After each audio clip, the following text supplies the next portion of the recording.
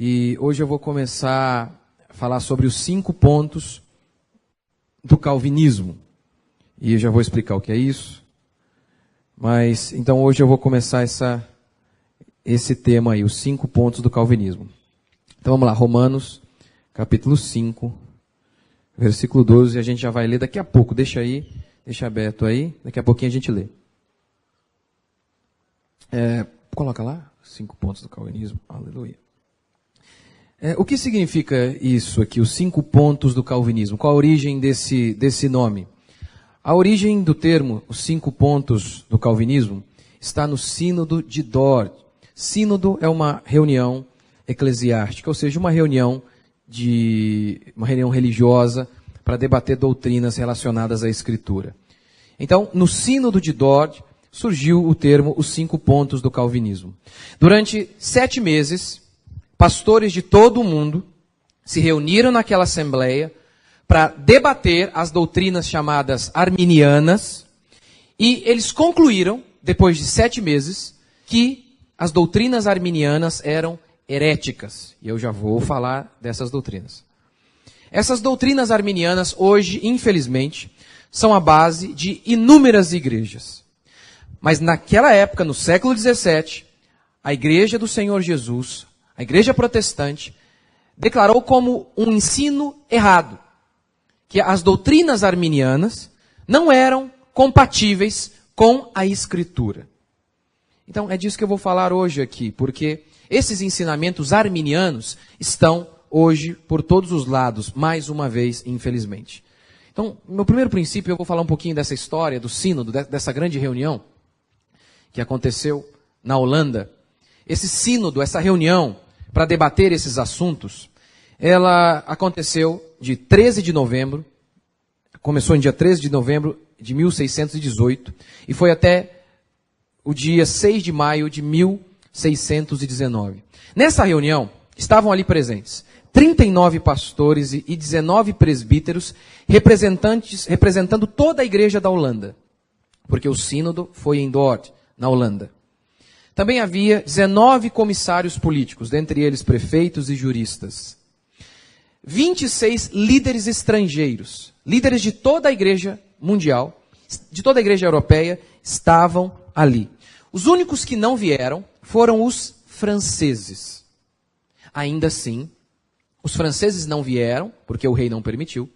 Entretanto, no sínodo da Igreja Reformada na França, em 1620, logo após o sínodo de Dort, os franceses que não haviam ido lá no sínodo de Dort, eles adotaram a resolução e a decisão que o sínodo de Dort havia tomado. Então, os cânones, que são as regras de fé, os cânones de Dort, as decisões que eles tomaram lá naquele sínodo, naquela reunião, se tornou a regra de fé da Igreja do Senhor Jesus, da Igreja Reformada, em todo o mundo. Em todo o mundo. Influenciou as grandes confissões de fé da história da Igreja protestante. O que é uma confissão de fé? Hereges surgem falando um monte de mentira, e a igreja então se reúne para combater aquilo, e faz um documento dizendo, olha, o que essas pessoas dizem não é o que a Escritura ensina. O que a Escritura ensina é isso aqui. E aí eles fazem um documento, que é chamado de confissão. E as grandes confissões protestantes reformadas foram influenciadas e seguiram esse sínodo de Dort.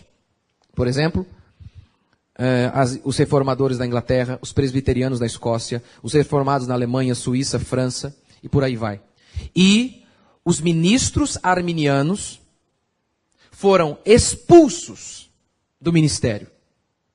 Pastor, o que é o arminianismo? Já vou explicar. Mas, só para você entender, aqueles que confessavam o arminianismo, eles foram expulsos da igreja. Então, o que eu estou dizendo aqui?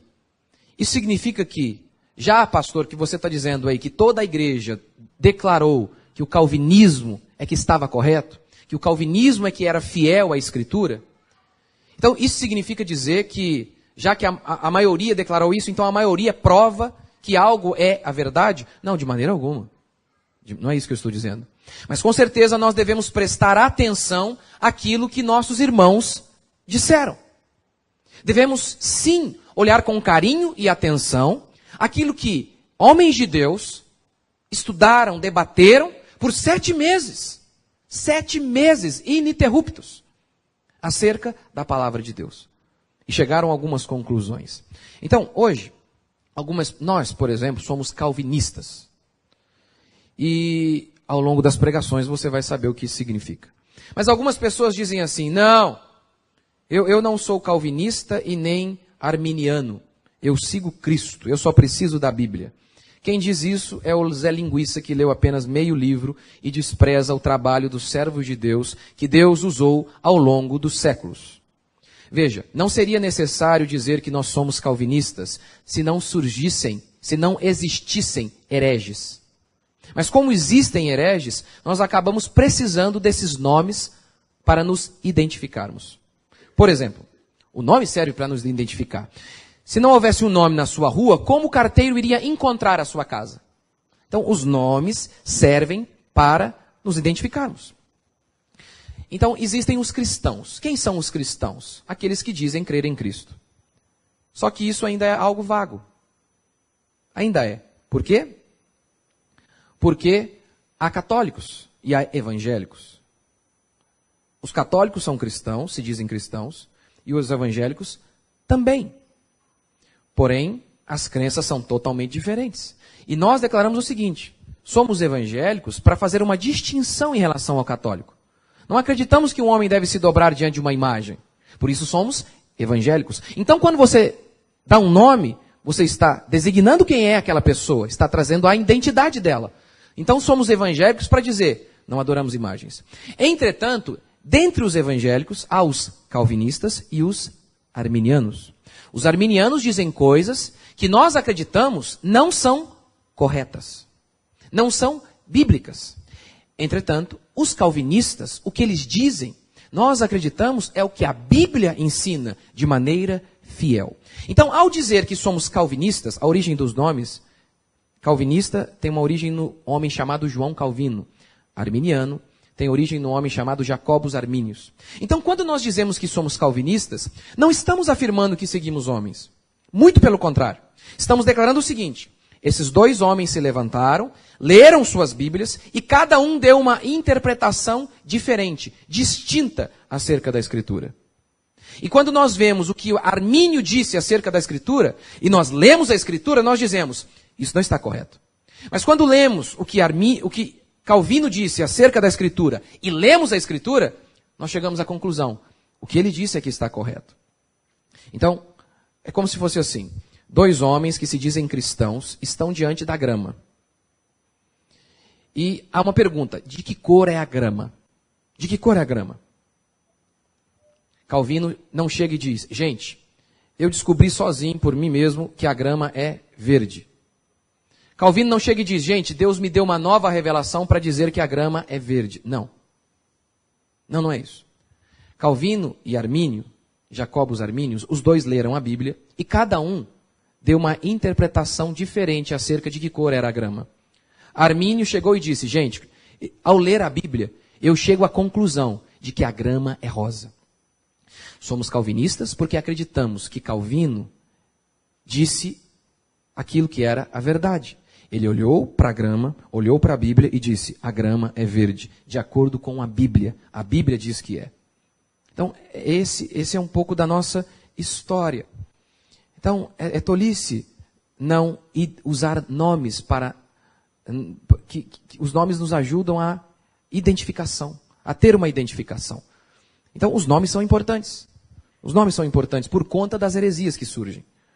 Na realidade, não seria necessário nem existir o termo evangélico, se os católicos não houvessem se desviado da Escritura. Não haveria necessidade. Não haveria.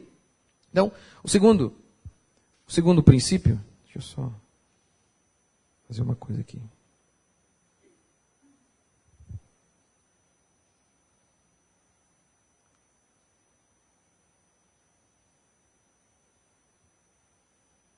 O segundo princípio, pode colocar ali, William, por favor. É que aquele sínodo, aquela reunião, foi uma resposta aos arminianos. Como assim uma resposta aos arminianos? Jacobus Arminius foi um teólogo holandês e ele foi educado na fé protestante reformada, mas ele rejeitou os ensinos dos reformadores. Seus discípulos disseminaram seus ensinos, alguns ensinos os discípulos de Armínio acabaram distorcendo um pouco, mas eles disseminaram os ensinos de Jacobus Arminius e formularam 5 pontos para resumir o arminianismo. E eles então fizeram uma representação ao parlamento holandês, a autoridade da época, protestando contra a fé reformada. Por isso, a igreja holandesa se reuniu e debateu aquela fé para ver se ela estava correta e concluiu que ela estava errada. E aí então se estabeleceu os 5 pontos do calvinismo, que foi uma resposta a uma heresia. Então, os 5 pontos do calvinismo não foram nem mesmo inventados pelo próprio Calvino. Foram apenas uma resposta da igreja às mentiras que a igreja estava sofrendo. Ou melhor, as mentiras que estavam sendo jogadas ali no seio da igreja. Tentaram jogar a mentira ali. Portanto, é muito estranho quando alguém diz assim: pessoal, não vamos discutir doutrina. Aqueles homens ficaram 7 meses discutindo e consideraram que era importante. Importante. Quase todo o Novo Testamento foi escrito para responder às heresias. Paulo escreve sua carta aos Coríntios por quê? Porque havia falsos mestres disseminando mentiras. Então ele escreve para combater as mentiras. Portanto, é muito estranho o discurso de inúmeros evangélicos atuais que dizem: parem de discutir doutrina, vamos apenas pregar a Bíblia. Se a Bíblia é, acima de tudo, um exterminador de heresia. Se grande parte do Novo Testamento surgiu justamente para combater a heresia. É muito estranho quando eles dizem isso. Gente, não vamos ficar brigando, não. Não vamos discutir doutrina. Pare com isso. O que Paulo disse a Timóteo em relação aos hereges? Paulo disse: apenas ame-os. Deixe que Deus há de criticá-los ou julgá-los. Foi isso que Paulo disse? Veja o que Paulo diz. 1 Timóteo 6,12. Combate o bom combate da fé. O combate aqui era de briga? Não, era o combate da fé. A fé está sendo combatida, Timóteo. Há pessoas que estão tentando distorcer a fé, destruir a fé. Timóteo, combata-os. Pregue. Exponha a mentira desses homens hereges. O que Paulo disse a Timóteo? O que Paulo disse a Tito? Veja Tito capítulo 1, versículo 11. É preciso fazê-los calar, porque andam pervertendo casas inteiras, ensinando o que não devem, por torpe ganância. Tito, há homens movidos por ganância ensinando mentiras. Ensinando mentiras. O que Paulo diz para Tito? Tito, não fala nada deles não. Não fala. Você acha que se Paulo estivesse aqui hoje, ele ia falar: gente, deixa o bispo Macedo lá, deixa ele continuar pregando sobre dinheiro. É isso que Paulo está dizendo aqui? Ou Paulo diz: Tito, cale esses homens. Eles estão ensinando e distorcendo o ensino bíblico. Estão mentindo. Por quê? Motivados por dinheiro. O que Paulo diz a Timóteo? O que Paulo diz a Tito? Fique quieto? Não. Calem esses homens. Não fique quieto. Eles é que precisam se calar. Então, cale-os por meio de seus argumentos. Cale esses homens pregando a verdade. Exponha o erro desses homens. 2 Timóteo 4,7, Paulo diz: eu combati o bom combate, completei a carreira, guardei a fé. Qual combate ele combateu? Ele nunca empunhou uma espada. Qual combate Paulo combateu? Contra quem Paulo brigou? Contra os hereges, contra os mentirosos, contra os falsos apóstolos, os falsos pastores. Contra esses Paulo travou o bom combate. Judas capítulo 1, versículo 3, Judas diz assim: me senti obrigado a corresponder-me convosco, exortando-vos a batalhardes diligentemente pela fé, que uma vez por todas foi entregue aos santos. Batalhem pela fé. Lutem pela fé. No início da igreja primitiva, surgiram homens chamados apologistas. O termo apologista significa defensor. Apologistas da fé. Homens que defenderam a fé. A fé cristã estava sendo atacada. A fé cristã estava sendo distorcida. O que aqueles cristãos fizeram? Não julgueis. Não, Deus vai fazer alguma coisa. Sim, Deus vai fazer. Usando a sua igreja. Sim, Deus vai fazer, usando homens que pregam a verdade. O sínodo de Dort e inúmeros outros sinos vão totalmente contra o ensino evangélico moderno. O ensino evangélico moderno diz, não julgueis, fiquem quietos, não critiquem nada. O pastor está lá enganando os outros, mandando pessoas para o inferno. Não critique, fique quieto. Não é isso que Paulo diz. Não fique quieto, pregue. O sínodo de Dort diz isso para nós, que nós devemos batalhar pela nossa fé. Porque quando a fé não foi defendida, ela foi destruída. Ela foi sumindo e sumindo. E uma nação inteira se perdeu. Por quê? Porque alguns homens não quiseram combater o combate da fé. Então é importante. É só isso que eu vou falar de matéria de história. Mas é importante de vez em quando você saber um pouquinho da nossa história cristã. Para que você não fique repetindo como um papagaio as bobeiras e as boçalidades que evangélicos modernos dizem. Eles não sabem nem mesmo distinguir da mão direita para a esquerda. E falam absurdos que destroem a fé. É justamente por conta desse discurso que tanta mentira se espalhou em nosso país. E mentira que eles dizem retirar da Bíblia. Usando a Bíblia, eles distorcem a Escritura, semeiam ensinos malignos, destrutivos. E, por quê? Porque temos ouvido o discurso de que condenar a mentira, expor o que é mal, não é amor. Não. Amor é expor a verdade, porque a verdade liberta. Amor é expor a mentira e a heresia, para que então as pessoas possam ter vidas plenas. Então é muito interessante isso. O que nós acreditamos aqui na nossa igreja, é o que eu vou pregar aqui hoje. Não, eu não descobri isso aqui sozinho. Eu tenho apenas seguido o ensino histórico da igreja protestante, da igreja de nosso Senhor Jesus Cristo. Eu estou apenas repetindo o ensino que foi pregado durante séculos pela verdadeira igreja de nosso Senhor Jesus Cristo. Desde Agostinho no 3º século, desde o início da igreja primitiva, durante toda a história. Eu estou aqui apenas repetindo o ensino que eu recebi e eu aprendi por meio de tantos e tantos irmãos que o Senhor Jesus levantou. Eu não estou aqui trazendo para vocês algo novo. Eu não estou trazendo aqui para vocês algo que eu descobri sozinho, porque eu não sou inteligente dessa maneira. Eu estou apenas reproduzindo aquilo que, durante toda a história da igreja, milhares e milhares e milhares de homens de Deus pregaram. Então, pastor, o que é esse combate? Arminiano versus calvinista. Coloque lá. O que os arminianos ensinaram? Eles ensinaram o seguinte, que a vontade do homem é livre. E é um termo teológico, e você vai falar, pastor, o que isso tem a ver comigo? Espere. Eu vou contar o meu testemunho no final. O quanto que entender isso aqui me livrou da depressão. Entender essa doutrina bíblica. E por isso é tão importante conhecer a Escritura e debater esses assuntos. Então, primeiro, os arminianos diziam que a vontade era livre. O que isso significa? Que a queda lá de Adão não foi total. A queda do homem não foi total. Restou bem o suficiente para que o homem fosse capaz de aceitar Jesus. Para que o homem, sozinho, conseguisse raciocinar de maneira inteligente e receber Jesus Cristo. Os calvinistas responderam dizendo que isso é mentira. Se os arminianos diziam, a vontade do homem é livre. Os calvinistas responderam, não. O que há é uma depravação total. Com a queda, o homem se tornou completamente depravado.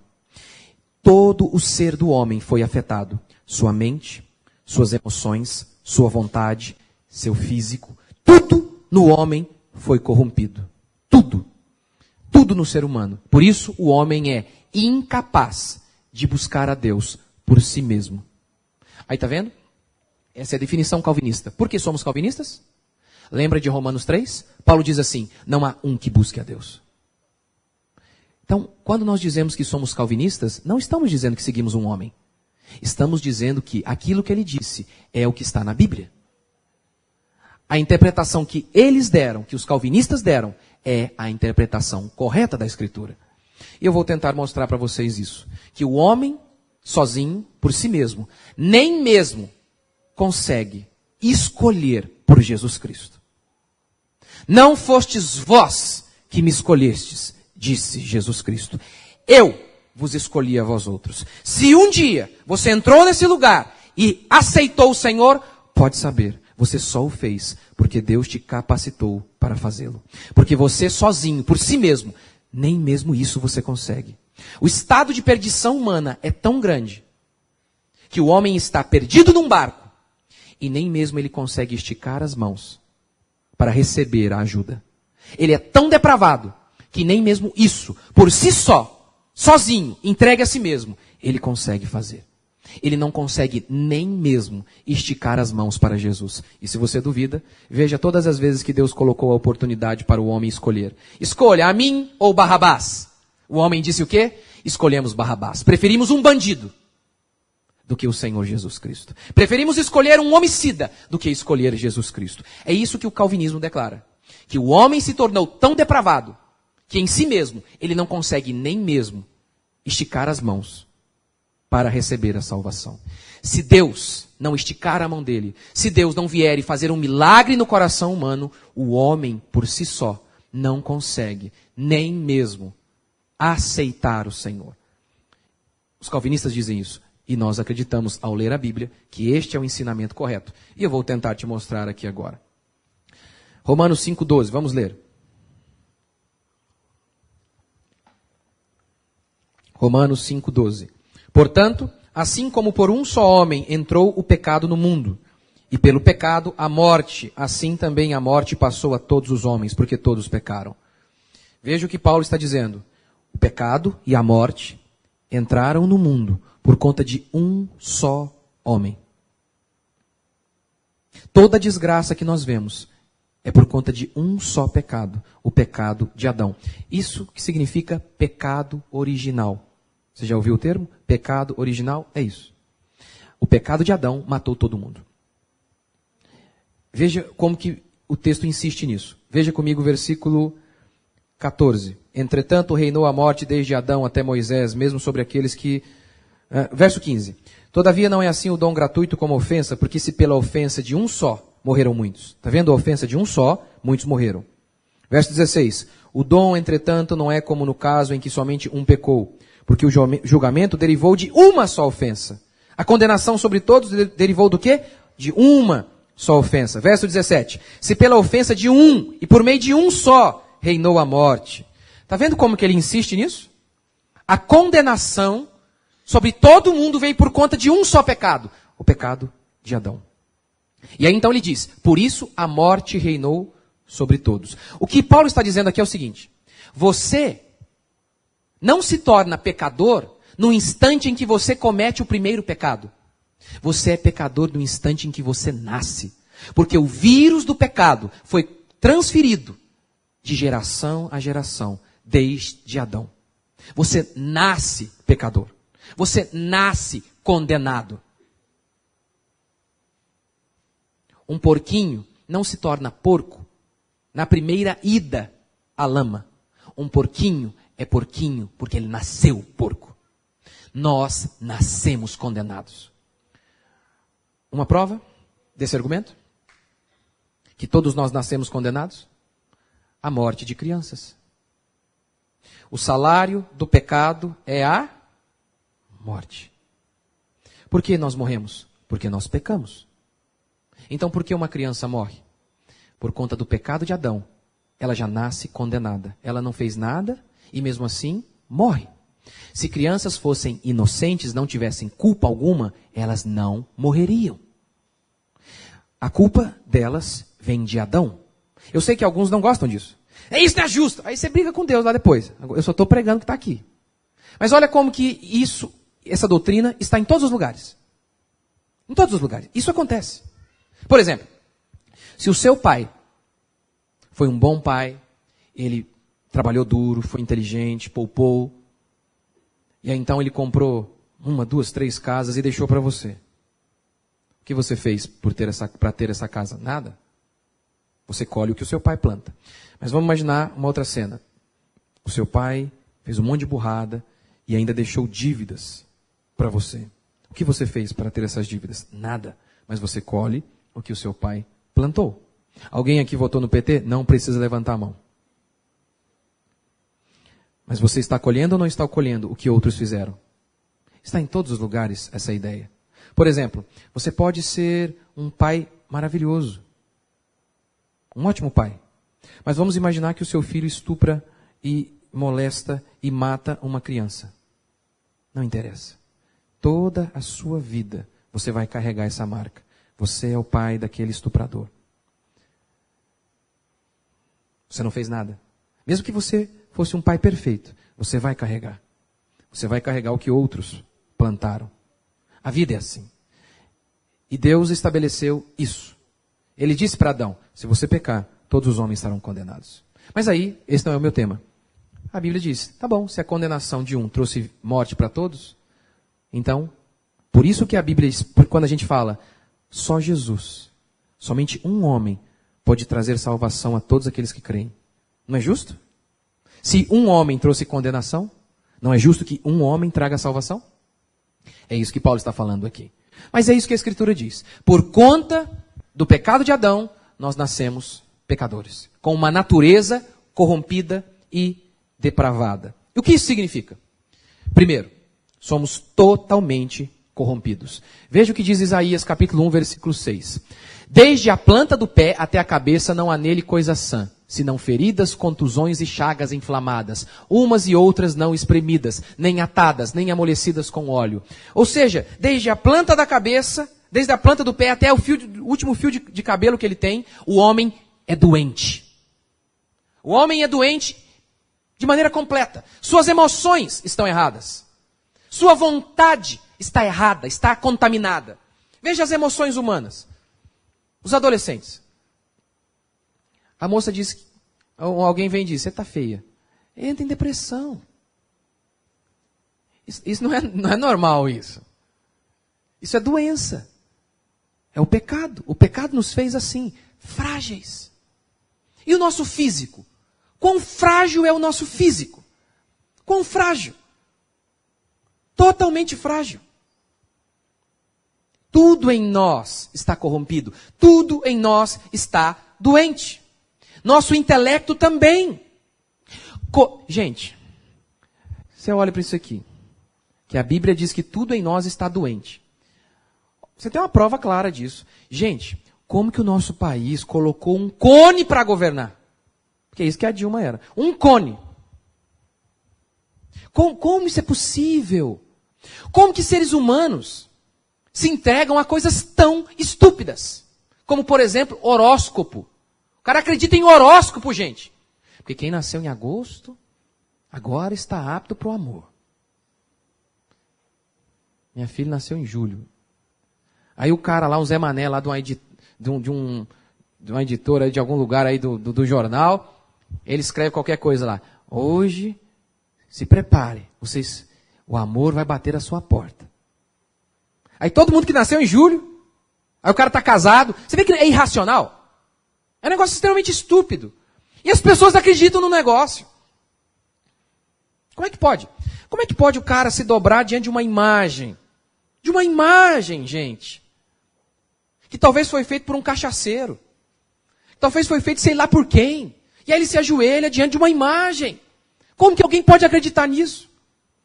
Como? Por que as pessoas acreditam nisso? E outra coisa, gente, o cara vai lá, faz a campanha dos 318 pastores, sei lá quantos pastores, aí põe lá, aí põe o Vale do Sal, põe o sal lá, o cara passa no vale, deixa 1.000 conto lá pro pastor, o pastor fica comprando Record, fica comprando casa de 6 bilhões lá em Campos do Jordão, e o cara só prospera, e o cara tá arrebentado, e ele continua indo. Qual a explicação para isso, gente?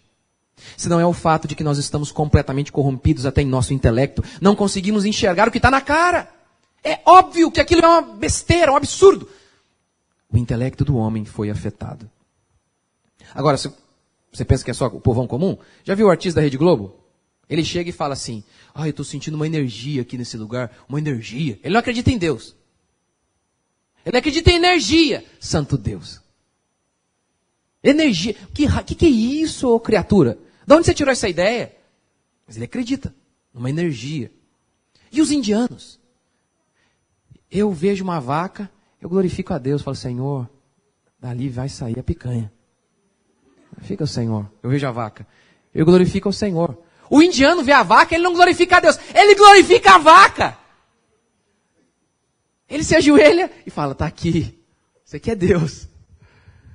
Aqui tem talvez aí, você sabe, né? O indiano tem todo negócio de reencarnação e tal, então pode ter alguém aí, o meu parente pode estar na vaca aí. É mais ou menos essa a ideia, sabia? Se o cara fez alguma coisa errada, aí ele pode voltar num animal, entendeu? É um negócio cabuloso. Um dia você pode ser um Ronaldinho, um Neymar, na próxima vida você pode ser um Chihuahua.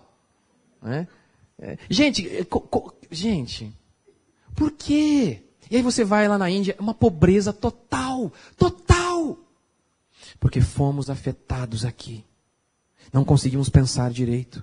O pecado nos destruiu. Somos totalmente corrompidos. Agora veja Romanos 3.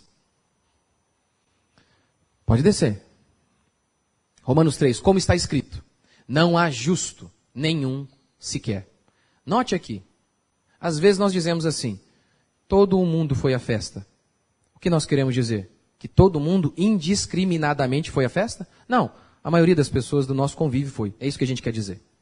Então, para que a gente não tenha dúvida do que Paulo está dizendo, para que ninguém pensasse, olha, ele está dizendo aí, ó, não há justo, é só uma generalização, ele está querendo dizer que a maioria não é.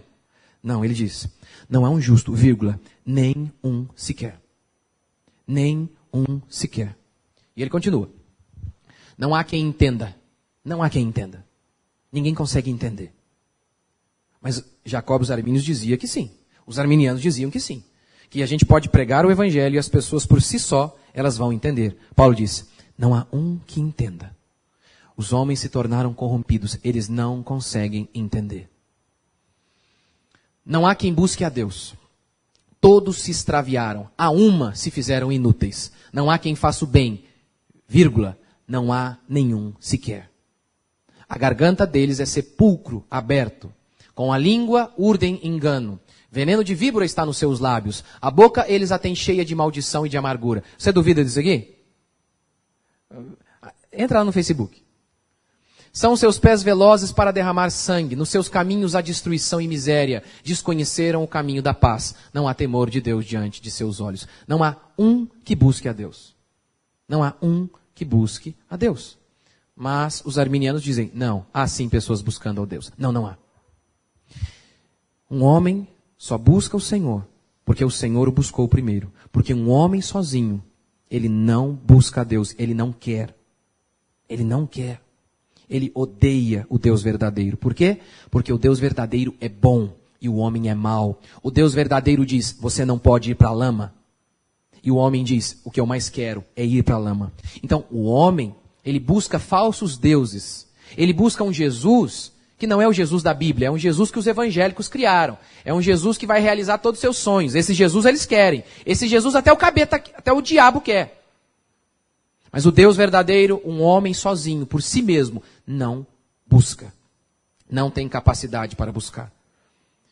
Quando o homem vem, por si só, a uma igreja, seus motivos não são verdadeiros. São como aqueles leprosos, lembra? 10 leprosos vieram até Jesus. Todos foram curados. Somente um voltou para agradecer. Somente um. Ele então ouviu de Jesus o seguinte, a tua fé te salvou. Cadê os outros? Jesus perguntou, onde estão os outros? Ou seja, só um foi salvo. Mas todos eles tinham fé para serem curados. Só um teve a fé que leva à salvação. Isso acontece todos os dias, em todas as igrejas, mesmo dentre as igrejas verdadeiras, em todo o mundo.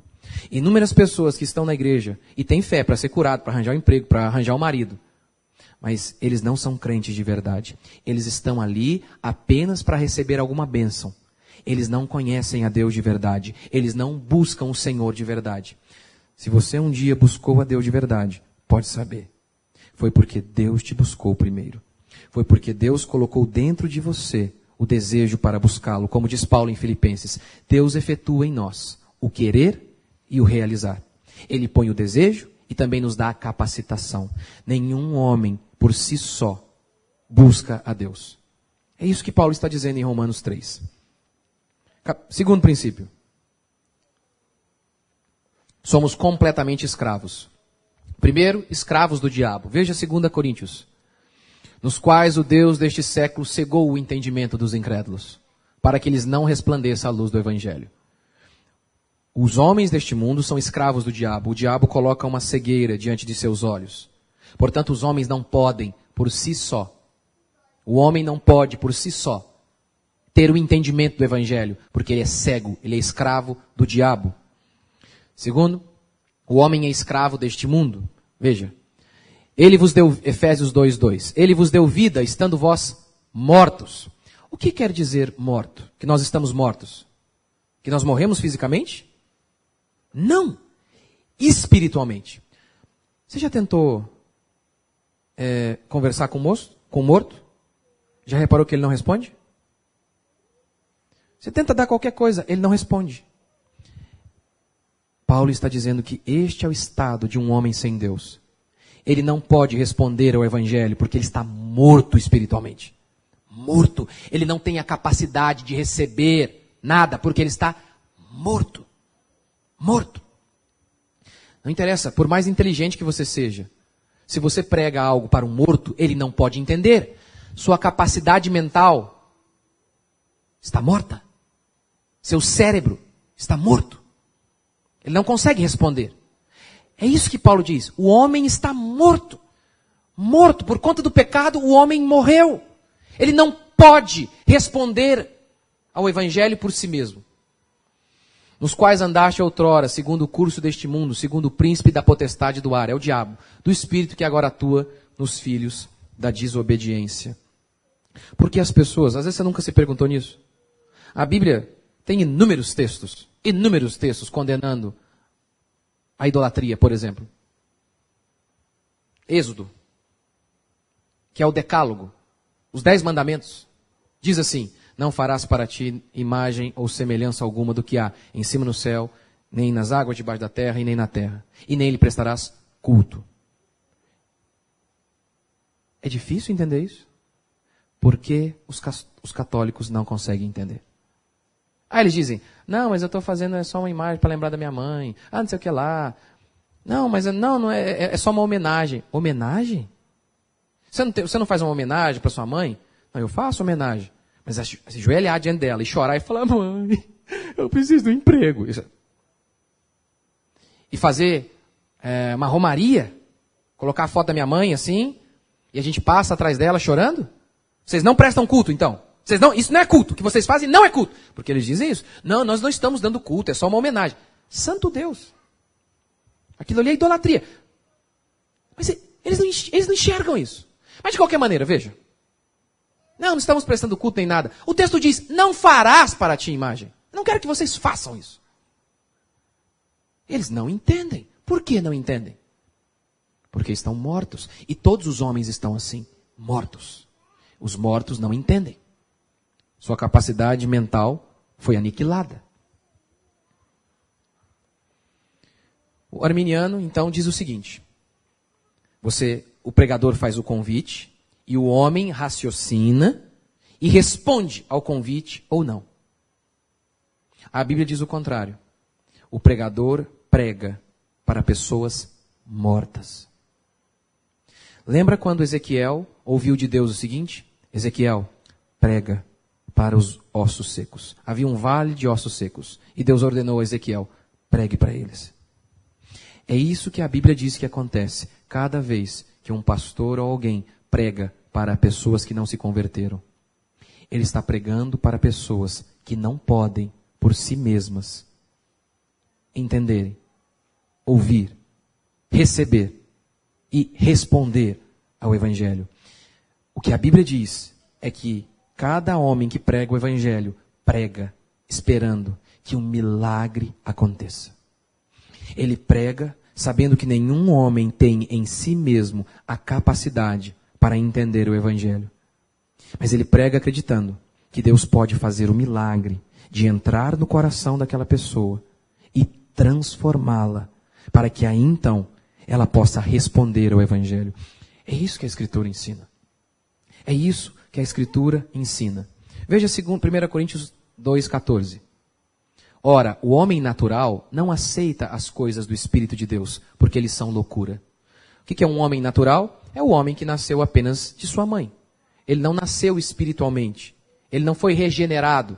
Ele não nasceu do Espírito. Ele nasceu apenas da carne, apenas do homem. Paulo diz, um homem natural não aceita e não pode aceitar. Quando você prega a um homem natural, ele não pode receber o Evangelho. Ele não tem essa capacidade. Romanos 8:7. Põe lá. O pendor da carne, pendor é inclinação. O pendor da carne não é o nosso corpo físico. Carne é o nosso eu. Nós somos carnais, espiritualmente falando. O nosso eu, pecador, se chama carne. O pendor da carne, ou seja, o pendor do homem, é inimizade contra Deus, pois não está sujeito à lei de Deus, nem mesmo pode estar. Um homem natural, ele é carne apenas, ele não é espírito. Ele não nasceu do espírito. O homem natural, diz o texto, ele não pode se submeter à lei de Deus. Qual é a lei de Deus para que o homem seja salvo? Qual é? Me ajuda aí. O que o homem tem que fazer para ser salvo, de acordo com a Escritura? Crer. Essa é a lei de Deus. Crer. A Bíblia diz que o homem não pode, ele não pode se submeter à lei de Deus. Ele não está sujeito. Mas Jacó e os armínios diziam que o homem pode sim obedecer a Deus. Não, ele não pode. O homem por si só não pode. Veja então o que diz o Sínodo de Dort. Põe lá. Capítulo 1, artigo 5. Em Deus não está de forma alguma a causa ou culpa desta incredulidade. Ou seja, o fato de o homem ser incrédulo não é por culpa de Deus. É por culpa do próprio homem. E o que nós estamos pregando aqui se chama predestinação. Que Deus predestinou alguns para serem salvos e deu a alguns o dom da salvação. Porque se Deus não desse o dom da salvação e o dom da fé para receber essa salvação, se Deus não desse o dom da fé, nenhum homem seria salvo. Nenhum homem. Se Deus não tivesse predestinado quem seria salvo antes da fundação do mundo, ninguém seria salvo. É o que a Escritura diz. Mas aí, o Sínodo de Dort diz, olha, a culpa da incredulidade humana não está em Deus. Sabe como que muitos interpretam essa doutrina que eu estou pregando aqui hoje, da predestinação, que Deus predestinou, antes de o homem nascer, Deus já predestinou quem seria salvo. Como que muitos entendem? Eles acham que é assim, há um barco com 100 pessoas. E dentre as 100 pessoas, há pessoas boas e pessoas ruins. Há pessoas que querem Jesus e pessoas que não querem Jesus. Mas aí, independente da situação das pessoas, Jesus faz assim, Deus faz assim, unidunite salame mingue, o escolhido vai ser você. Porque Romanos 9, Paulo diz claramente, antes de Jacó nascer, eu já havia escolhido Jacó para ser salvo. Está muito claro, eu vou pregar disso depois. Aí eles dizem, está vendo? Deus é mau, Deus escolheu assim qualquer um. Não, não é isso que a Escritura ensina. Que havia 100 homens ali, alguns queriam a Deus e outros não. Não, não é isso que a Escritura ensina. O que a Escritura ensina é isso aqui, ó. Há num barco 100 homens. Os 100 são criminosos. Os 100 são bandidos. Todos eles merecem a condenação. Mas sabe o que Deus faz? Ele envia bombeiro, ele envia polícia, ele envia a NASA, ele envia todo mundo para salvar aqueles homens. E sabe o que aqueles 100 homens fazem? Não, não te queremos. Preferimos Barrabás. Não te queremos. Por quê? Porque Romanos 3 diz, não há um que busque a Deus. Por quê? Não foste vós que me escolhestes, eu vos escolhi, disse Jesus. Agora veja.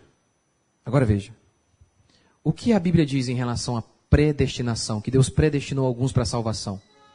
Ele diz o seguinte, que mesmo que todos esses homens merecessem ir para o inferno, Deus decidiu salvar alguns dentre eles. Mesmo que todos os homens tivessem inúmeras chances de escolher por Jesus, nenhum escolheu.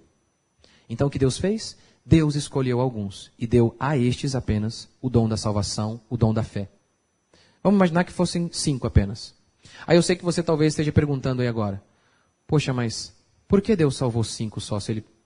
Por que Deus salvou 5? Sua pergunta está errada. Sua pergunta está completamente errada. A pergunta não é por que Deus salvou apenas 5. A pergunta é, por que Deus não matou todos? Por que Deus não enviou todos ao inferno? Essa é a pergunta correta. É por isso que nós devemos erguer as nossas mãos, e mesmo se todos nós fôssemos ao inferno, toda a humanidade, lá no inferno, nós deveríamos erguer as nossas mãos ao alto e dizer, bendito seja o Senhor, porque o Senhor é justo, aqui é o meu lugar. Então, se não fosse a predestinação, ninguém seria salvo. Por quê? Porque não há um que busque a Deus. Se não fosse o fato de Jesus nos buscar, nos escolher, antes de o mundo ser mundo, ninguém seria salvo. É isso que essa doutrina ensina. A doutrina da predestinação, essa doutrina que é bíblica, que muitos conhecem como calvinista, mas ela é bíblica, fala do amor de Deus, que nós não sabemos explicar. Porque é isso que a Bíblia diz. Que eu e a prostituta ali da esquina não temos diferença alguma. Porque nem mesmo escolher a Jesus, nem mesmo para isso eu prestei. Eu só o escolhi, porque primeiro ele me escolheu. Eu não tenho nada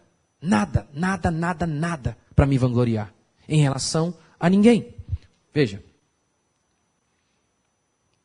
Coloca o próximo. Capítulo 1, artigo 6 do Sino de Dort. Deus dá nesta vida a fé a alguns, enquanto não dá a fé a outros. Efésios 2:8. Está vendo?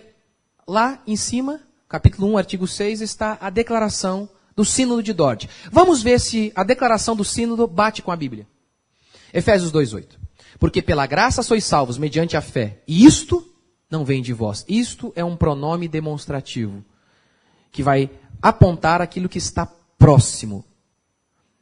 Porque pela graça sois salvos mediante a fé. E isto, o que é o isto ali? É o que está próximo, o que vem antes. Fé. A fé não vem de vós. O ato de crer em Jesus não vem de vocês. É dom de Deus. E Deus dá a quem Ele quer. Então, Jacobus Arminius dizia, não, o homem pode crer. A fé está nele. A salvação é pela fé, com certeza.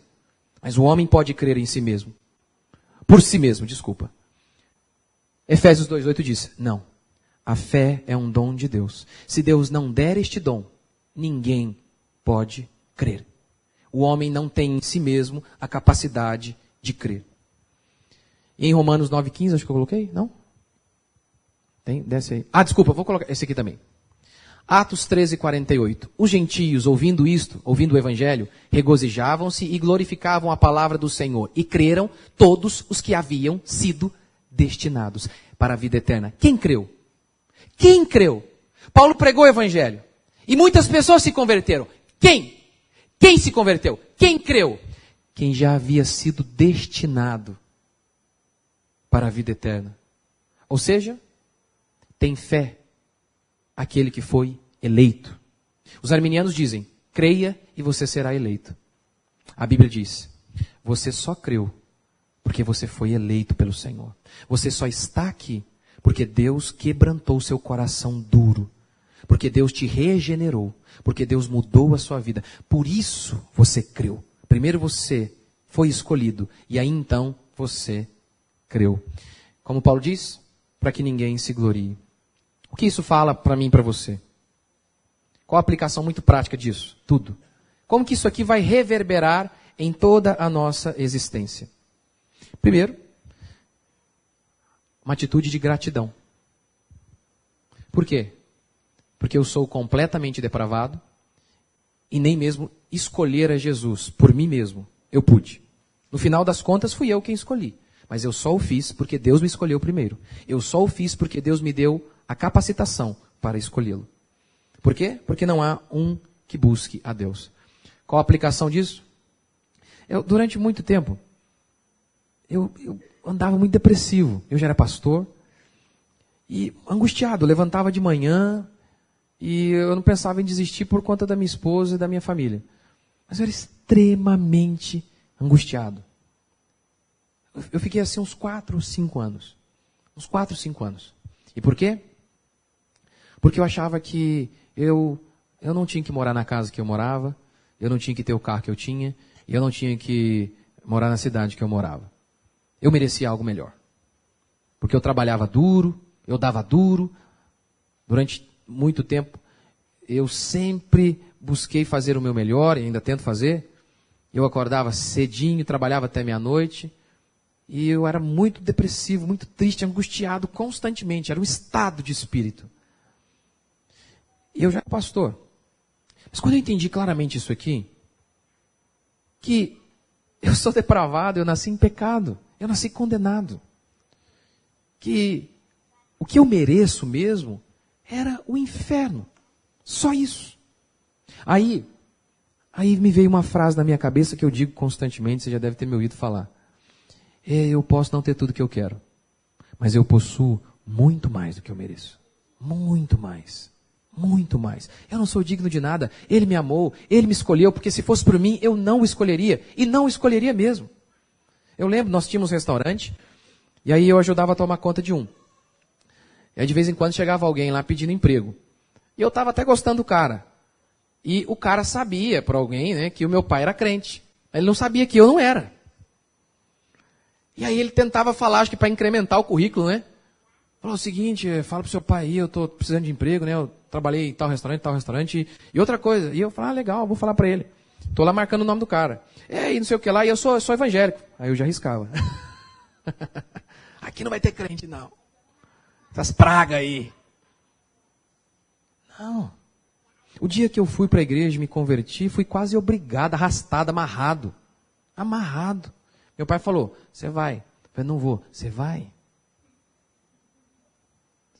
Você apanha. Eu falei, estou indo.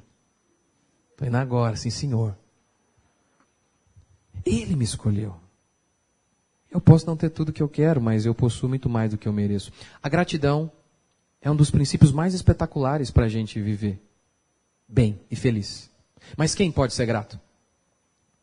Quem pode ser grato? Vou te dar um exemplo de quem é grato. Você é rico, vamos imaginar, você é ricão. Você pegou um voo para Paris. Só que aconteceu alguns problemas lá, o voo não saiu. E aí, atrasou 1 dia, 2 dias. Aí te colocaram num hotel lá, um hotel bom. Só que você é milionário. Aquele hotel que é top, para você não é nada. Você já fica bravo. Você chega lá no hotel 5 estrelas, tem lá champanhe de primeira qualidade, o apartamento tem 150 metros quadrados, e você olha aquilo e fala, favela, o que eu estou fazendo aqui? Porque você é milionário. E aí, eles falam para você o seguinte, você pagou de primeira classe, eu sei, mas a gente só tem aqui para amanhã esse voozinho aqui na classe executiva e tal, né? É único, não tem outra coisa. Só que você pagou por uma coisa melhor. Como é que você vai? Você vai bravo, vai ou não vai? Emburrado. Fala, cadê o champanhe? Cadê os cargô? Os cara carregou? Os cara carregou para lá, ó. Cadê? Por que você reclama? Porque você realmente merece algo melhor. Vamos imaginar outra cena. Você ganhou uma passagem para a França. Merci beaucoup. Imagina, pensa, grátis, não vai pagar nada. Aí acontece o seguinte, você vai no quê? Só que o cara já fala, ó, é classe executiva, é isso mesmo, daqui até lá vai ter só uma rosquinha pra você comer. Beleza? Você fala, meu amigo, eu posso levar a marmita? Posso levar aqui, fazer a minha marmita aqui? Posso ou não posso? Você vai chegar lá tudo exprimido, você vai... Ó, é o seguinte, talvez você vai ter que ir no colo do... Fala, meu amigo, eu vou estar em cima do capitão, do piloto aí, não tem problema não. Não tem problema não. Qualquer a gente vai. Aí dá um atraso lá. Fala, ó, o seguinte, infelizmente, nós não poderemos sair hoje. Você vai ter que ficar no hotel ali. Hotelzinho ali, eu sei. Hotel simples. Aí você chega lá, tem banheiro. Você fala, nossa, meu Deus do céu. Fala, pô, atrasar aí quando vocês quiserem, hein? Tô tranquilo aqui. Por que você fica grato com tudo? Mesmo que está dando coisa errada. Você não merece, não é? Você não pagou. Como você não pagou, para você tudo é lucro, é ou não é? Quando você acha que você merece alguma coisa, você está longe de Deus. Essa doutrina fala disso. Nós não somos dignos de nada. Nem para escolhê-lo nós prestamos. Ele nos amou. Ele nos escolheu. Nós estamos aqui porque Ele é bom. Porque Ele nos amou antes mesmo da fundação do mundo. Mesmo que não houvesse nenhum motivo em nós para que Ele nos amasse, Ele nos amou. Quantos creem?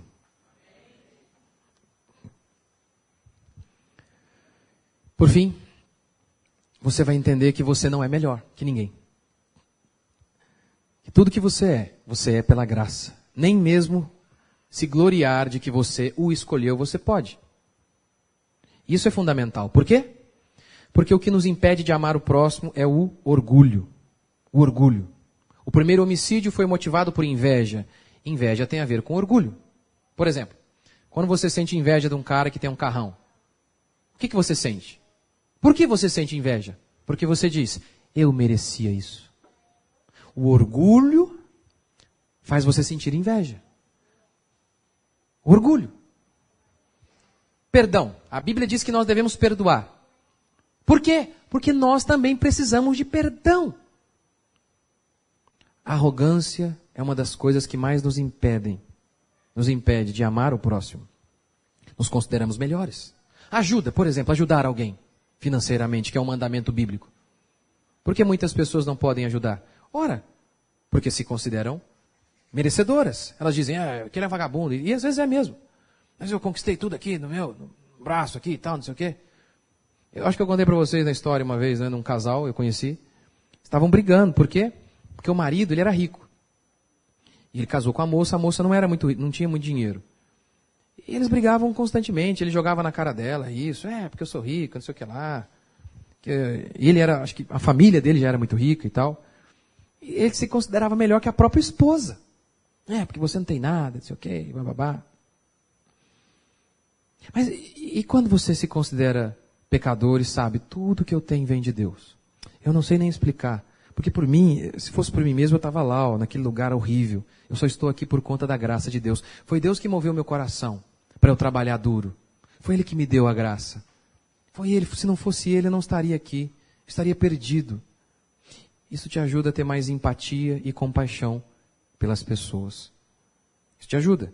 É o que essa doutrina faz. Portanto, nós estamos aqui para declarar a soberania de Deus e o quanto Deus nos amou. Pelo fato de sermos pecadores e sermos completamente indignos, de nem mesmo esticar a mão para receber a salvação. Nem isso nós fizemos. Ainda assim, o nosso Senhor insistiu e decidiu nos escolher. Não porque houvesse algum mérito ou bondade em nós, mas sim porque Ele é bom e a sua misericórdia dura para sempre. Se você está aqui me ouvindo, e talvez você não é cristão, e ao me ouvir, você diz, é isso, eu sou pecador e por mim mesmo eu não posso escolhê-lo. E aí você o invoca, como diz a Escritura, todo aquele que invocar o nome do Senhor será salvo. E aí você diz isso, eu preciso do Senhor. Pode saber, esse desejo de invocá-lo, esse desejo, essa consciência de que você é pecador, foi colocada aí agora no seu coração pelo Senhor, aquele que te escolheu antes da fundação do mundo. E você, que já fez isso em outro dia, você que já se converteu, talvez há muito tempo, pode saber, você só o fez porque o Senhor te pegou no colo e te levou até Deus Pai. Porque Jesus Cristo de Nazaré veio buscar o perdido e Ele encontrou e nos levou até o nosso Deus. Quantos creem? E hoje eu vou começar a falar sobre os 5 pontos do calvinismo. E eu já vou explicar o que é isso. Mas, então hoje eu vou começar esse tema aí, os 5 pontos do calvinismo. Então vamos lá, Romanos, capítulo 5.